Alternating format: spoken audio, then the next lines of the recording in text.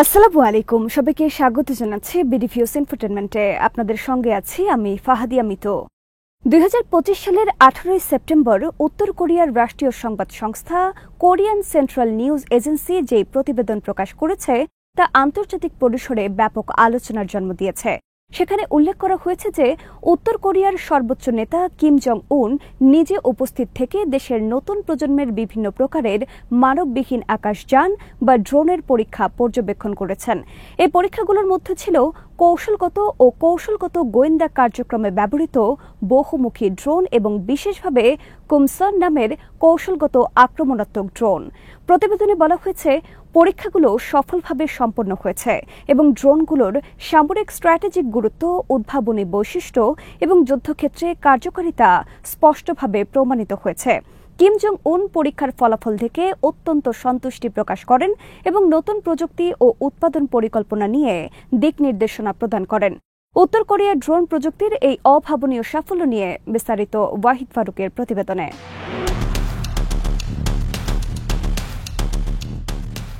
Kim Jong উন দীর্ঘদিন ধরে দেশের সামরিক শক্তি বৃদ্ধি এবং বিশেষ করে আধুনিক প্রযুক্তি নির্ভর যুদ্ধাস্ত্র উন্নয়নের উপর গুরুত্ব আরোপ করেছেন।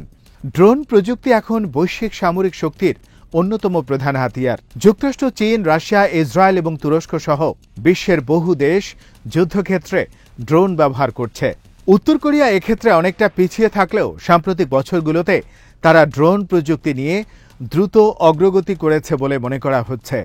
বিশেষ করে দক্ষিণ কোরিয়া ও যুক্তরাষ্ট্রের যৌথ সামরিক মহড়ার পরিপ্রেক্ষিতে উত্তর কোরিয়া বারবার হুঁশিয়ারি দিয়েছে এবং নিজেদের সামরিক সক্ষমতা প্রদর্শনে তৎপর হয়েছে।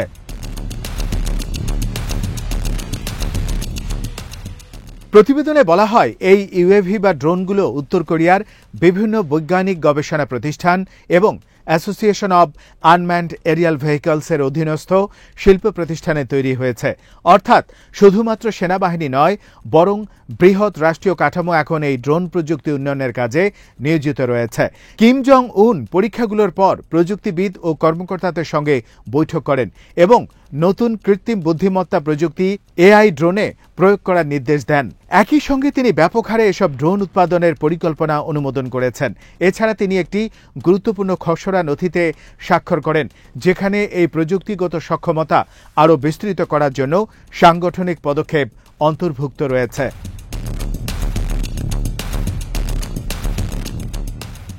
এর আগে 2025 সালের মার্চ মাসেও কিম জং উন একই ধরনের একাধিক ড্রোন পরীক্ষা পর্যবেক্ষণ করেছিলেন। তখন তিনি association of unmanned aerial vehicles এবং search and electronic warfare research টিমের কার্যক্রম পরিদর্শন করেন। তখনও তিনি বিভিন্ন নতুন ধরনের গোয়েন্দা ড্রোন এবং কামিকাজে ড্রোন পরীক্ষা করে দেখেছিলেন, যা সরাসরি লক্ষ্যবস্তুতে আঘাত হানতে প্রস্তুত। সেই সময় কিম জং উন তাদের যুদ্ধক্ষেত্রে ব্যবহারিক কার্যকারিতা দেখে সন্তুষ্টি প্রকাশ করেছিলেন এবং গবেষণা উৎপাদনের জন্য আরও বিনিয়োগের ঘোষণা দিয়েছিলেন।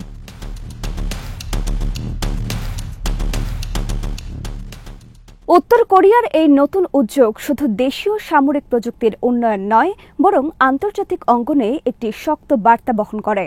কারণ বর্তমানে এশিয়া অঞ্চলে ভূ রাজনৈতিক উত্তেজনা চরমে পৌঁছেছে।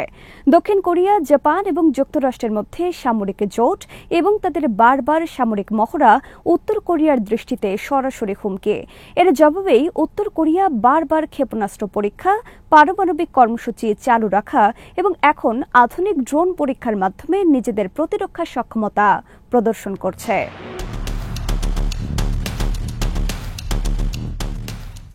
ড্রোন প্রযুক্তি আধুনিক যুদ্ধে এক ধরনের গেম চেঞ্জার হিসেবে বিবেচিত হচ্ছে। রাশিয়া ইউক্রেন যুদ্ধ, আজারবাইজান আর্মেনিয়া সংঘাত কিংবা মধ্যপ্রাচ্যের বিভিন্ন যুদ্ধে ড্রোনের কার্যকর ব্যবহার ইতিমধ্যেই প্রমাণিত হয়েছে। কম খরচে দ্রুত মোতায়েনযোগ্য এবং নির্ভুল আঘাত হানার ক্ষমতা থাকার কারণে ড্রোন যুদ্ধক্ষেত্রে বিশাল প্রভাব ফেলে। উত্তর কোরিয়া সম্ভবত এই বিষয়টি গভীরভাবে পর্যবেক্ষণ করেছে এবং নিজেদের প্রতিরক্ষা কৌশলে তা অন্তর্ভুক্ত করেছে। বিশেষ করে কুমসন ট্যাকটিক্যাল অ্যাটাক ড্রোনের সফল পরীক্ষা তাদের কৌশলগত ক্ষমতা বহুগুণ বাড়িয়ে দিতে পারে। এই ড্রোনগুলো দক্ষিণ কোরিয়ার গুরুত্বপূর্ণ সামরিক স্থাপনা বা মার্কিন সামরিক ঘাঁটিকে লক্ষ্যবস্তু করতে সক্ষম হতে পারে বলে বিশেষজ্ঞরা মনে করছেন।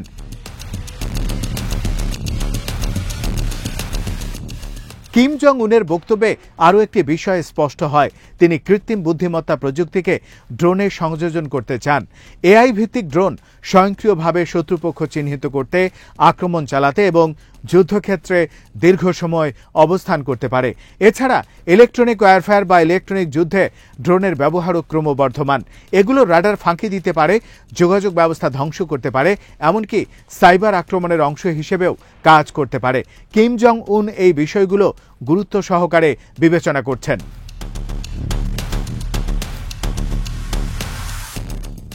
উত্তর কোরিয়ার ড্রোন কর্মসূচি নিয়ে আন্তর্জাতিক মহলে উদ্বেগও বেড়েছে। যুক্তরাষ্ট্র ও দক্ষিণ কোরিয়া বারবার সতর্ক করে বলছে যে উত্তর কোরিয়ার এই ধরনের প্রযুক্তি আঞ্চলিক স্থিতিশীলতার জন্য হুমকি হয়ে দাঁড়াচ্ছে। এর সঙ্গে উত্তর কোরিয়ার পারমাণবিক অস্ত্র কর্মসূচি মিলে এক মারাত্মক নিরাপত্তা সংকট তৈরি করতে পারে। আন্তর্জাতিক নিষেধাজ্ঞার মধ্যেও উত্তর কোরিয়া যেভাবে প্রযুক্তিগতভাবে অগ্রসর হচ্ছে তা বৈশ্বিক পর্যবেক্ষকদের কাছে বিস্ময়কর।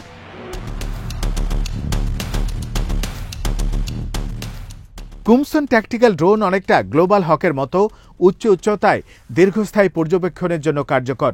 এই ড্রোনের মধ্যে মূলত কাজের ধরন, সক্ষমতা এবং কৌশলগত প্রভাবের দিক থেকে মৌলিক পার্থক্য রয়েছে।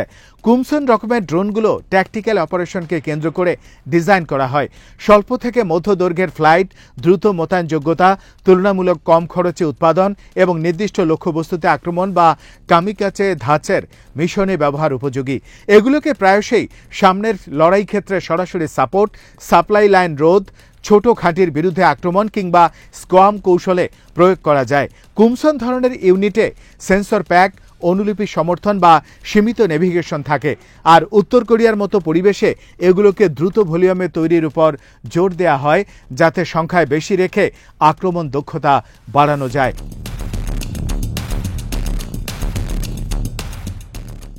অন্যদিকে গ্লোবাল হক ধরনের প্ল্যাটফর্ম মূলত স্ট্র্যাটেজিক মিশনের জন্য।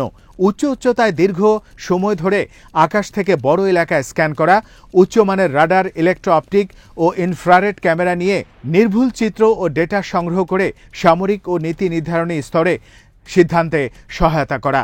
গ্লোবাল হক খরচে অনেক বেশি, পরিচালনা ও রক্ষণাবেক্ষণ জটিল হয়ে থাকে।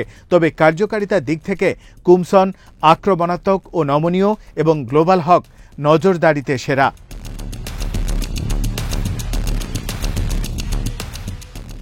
কিম জং উনের জন্য এই প্রযুক্তিগত প্রদর্শন শুধু সামরিক নয়, রাজনৈতিকভাবেও গুরুত্বপূর্ণ।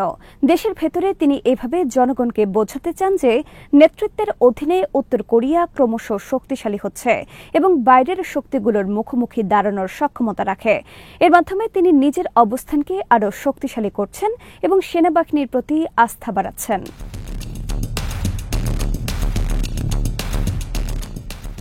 সব মিলিয়ে উত্তর কোরিয়ার এই ড্রোন পরীক্ষা একটি নতুন অধ্যায়ের সূচনা করছে।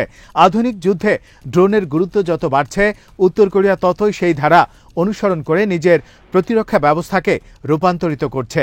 কিম জং উনের নির্দেশনায় বৃহৎ মাত্রায় ড্রোন উৎপাদন শুরু হলে তা কেবল কোরীয় উপদ্বীপ নয়, বরং পুরো এশিয়া অঞ্চলের নিরাপত্তা সমীকরণ পাল্টে দিতে পারে। এই পদক্ষেপ ভবিষ্যতে যুক্তরাষ্ট্র, দক্ষিণ কোরিয়া ও জাপানের সঙ্গে সংঘাতের ঝুঁকি আরও বাড়াতে পারে।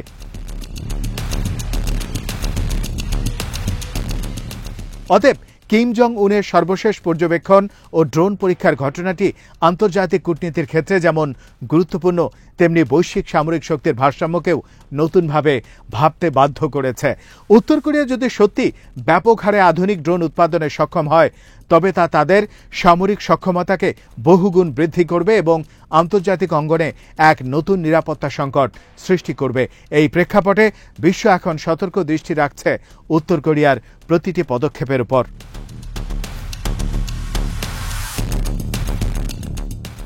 আজ এখানে শেষ করছি। সমরাষ্ট্র, প্রতিরক্ষা ও কূটনীতির নানা তথ্য জানতে চোখ রাখুন বিডিপিওস ইনফোটেনমেন্টে। চ্যানেলটি ভালো লাগলে সাবস্ক্রাইব করুন, সংযুক্ত থাকুন আমাদের ফেসবুক পেজে। আল্লাহ হাফেজ।